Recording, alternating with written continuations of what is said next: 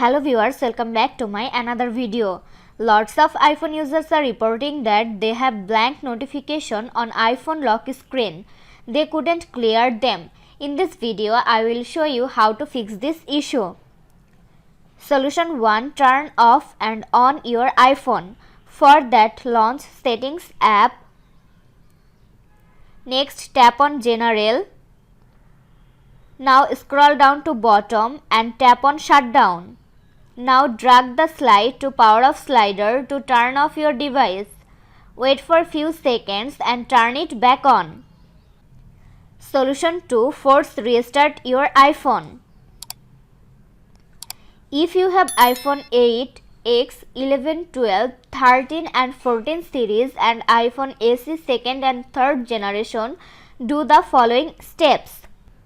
Quickly press and release the volume up button. Next, quickly press and release the volume down button. Finally, press and hold the side or power button until you see the Apple logo. If you have iPhone 7 and 7 Plus, do the following steps. Press and hold the sleep or wake button and volume button at the same time until you see the Apple logo.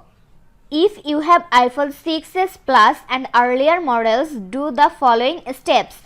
Press and hold the home button and power button at the same time until you see the Apple logo. Solution 3. Check for iOS update. To check, open Settings app.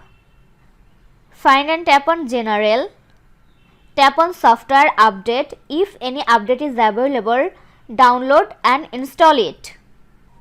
This was today's video. Hope you like and enjoy the video.